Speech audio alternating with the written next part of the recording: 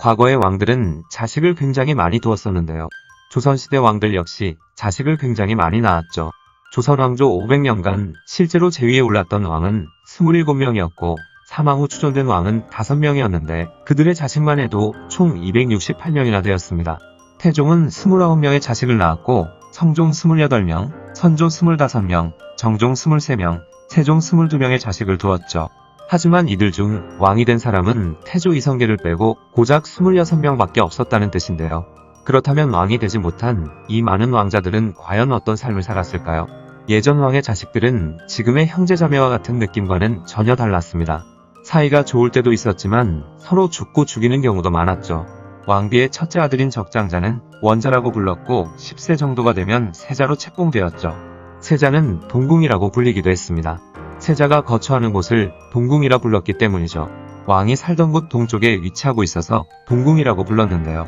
장차 보위를 이을 뜨는 해라고 해서 세자의 거처를 해가 뜨는 방향인 동쪽에 둔 것이었습니다. 그 외의 자식들은 차별이 심했는데요. 아들이냐 딸이냐의 차별도 있었고 어머니의 신분에 따라서 그들은 완전히 다른 취급을 받았습니다. 왕비의 소생과 후궁의 소생을 정확하게 구분하기 시작한 것이죠. 첩의 소생이면 본처의 소생보다 당연히 처우가 달라야 하는 것이 도리라는 성리학적인 사상이 뿌리 깊이 박혀버린 것입니다. 그 외에 왕비가 낳은 아들들은 모두 대군으로 불렸고 왕의 첩인 후궁들이 낳은 아들들은 군으로 불렸습니다. 이렇게 급을 나눠 놓았으니 나이가 많은 군은 자신보다 어린 대군에게 비록 어린 동생이었어도 존칭을 썼어야 했죠. 딸들도 마찬가지로 서로 다르게 불렀는데요. 왕비가 낳은 딸들은 공주, 후궁이 낳은 딸은 옹주라고 불렀죠. 세자는 남자 형제들과는 형제 사이기도 했지만 잠재적 경쟁자이기도 했습니다. 세자는 자신이 첫째가 아닌 경우이거나 자신이 서자인 경우, 그리고 자신의 능력이 형제들보다 딸리거나 할 경우에는 형제들이 자신의 위치를 노리는 정적이 될 수도 있어서 이런 경우에는 형제자매들과 굉장히 좋지 않은 사이가 되기도 했죠. 서자이던 광해군이 동생인 영창대군을 죽인 경우가 이러한 경우입니다.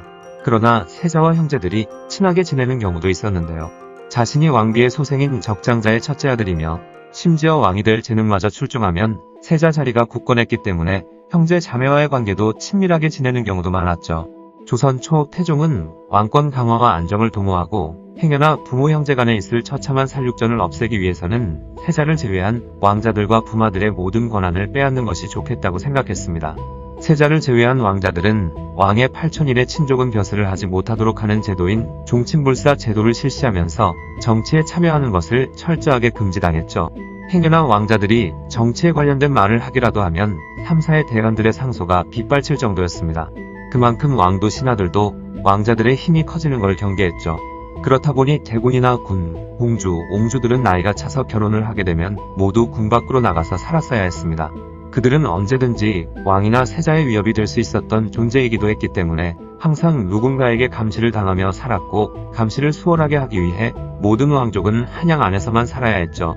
다른 지방에 갈 일이 있더라도 반드시 왕의 허락이 있었어야 했습니다. 그 이유는 혹시나 세자 자리를 위협할 만한 왕자가 지방에서 정권을 뒤집을 만한 세력을 키우는 걸 염려했었기 때문이죠. 어쩌다 왕의 허락을 받아 지방에 머물게 되더라도 그 지역의 수령은 1년에 2번씩 왕자의 행적을 살펴 보고했어야 했습니다.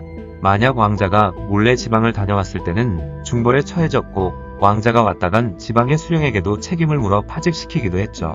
이렇게 빡세게 이들을 감시한 대신 왕자들은 일정한 나이가 되면 왕실 종친부의 최고의 명예직인 자귀를 받고 나라에서 녹봉도 받았으며 경제적으로도 막대한 재산을 줘서 부족함 없이 살도록 해주었습니다. 돈과 명예를 줄 테니 쓸데없는 생각하지 말고 평생 놀고 먹고 조용히 지내라는 뜻이었죠. 하지만 여기에 더해 왕자들의 자식들, 자식들의 자식들, 그 자식들의 자식들까지 이대부터 4대까지 정치활동을 금지했었는데요. 그나마 다행인 건 5대 후손들부터는 정치에 참여할 수 있었고 정부의 관료가 되어 출세할 수도 있긴 했죠. 그러나 10대 손이 넘어가기 시작하면 성은 왕족과 같은 전주이씨이지만 거의 왕족 대우를 해주지는 않았고 영모에 휘말리는 등 온갖 풍파를 거치며 나중에는 왕족이라고 할 수도 없는 처지로 사는 왕족도 있었습니다. 강화도에서 농사지으며 살던 왕족 철종이 그러했죠. 그렇다 보니 왕자들은 학문을 멀리하고 예술이나 불교에 심취한 경우도 있었는데요. 이런 삶을 산 가장 큰 이유는 왕실과 신하들의 눈에 띄지 않으려 한 것입니다. 왕자들 중 총명하다거나 엄청난 재능을 보이는 왕자들은 일단 세자 자리를 위협하는 인물로 찍혀 여차하면 목숨이 왔다 갔다 하기도 했고, 또한 만약 신하들 중 영모를 빼앗려는 사람들이 있으면 왕자는 자신이 모르는 사이에 신하들에 의해 다음 왕으로 옹립할 사람이 되어버렸고, 그렇게 타의로 인해 생각지도 못한 영모에 휘말리는 경우도 많았죠. 그러다 영모에 실패하기라도 하면 자신은 억울하게 죽임당하는 수밖에 없었습니다. 설사 성공하더라도 왕권이 굉장히 약해 신하들에게 휘둘리는 경우가 많았죠. 또한 왕이나 세자가 급작스레 사망을 하게 되면 자신은 왕이 되기 싫어도 신하들에 의해 왕이 되어버리는 경우도 있었습니다. 그렇다 보니 왕자들은 일부러 어리숙한 척, 멍청한 척 하는 경우도 있었고, 진짜 학문을 멀리해서 실제로 멍청한 왕자도 많았으며, 신하들이나 왕족들의 경계를 느슨하게 만들기 위해 연기를 하는 왕족도 많았죠.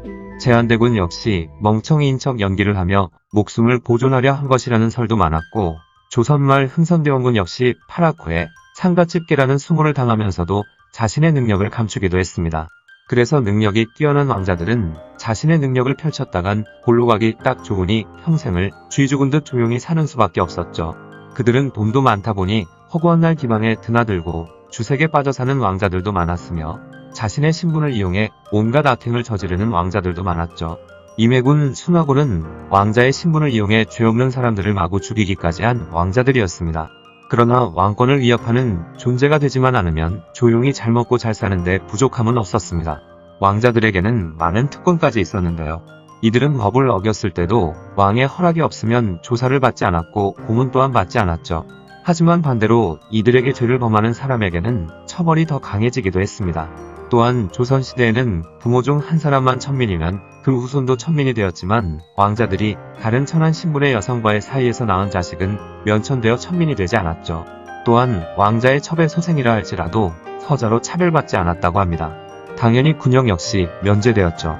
지난번에 영상으로 소개해드린 공주의 남편인 부마들 역시 많은 제재를 받긴 했지만, 부마들의 자식들은 관직에 나가는 데에는 아무 문제가 없을 뿐더러 오히려 더 좋은 혜택을 받은 것에 비하면 왕자들의 자식들은 4대까지는 관직에도 들지 못했으니 차라리 부마들이 더 나은 것 같네요.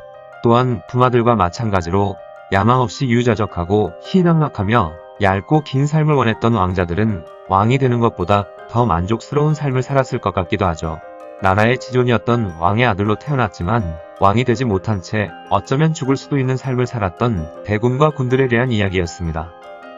영상을 봐주셔서 감사합니다. 더 재미있고 유익한 영상으로 다시 찾아뵙겠습니다. 구독과 좋아요 꾹 눌러주시고 댓글도 부탁드려요.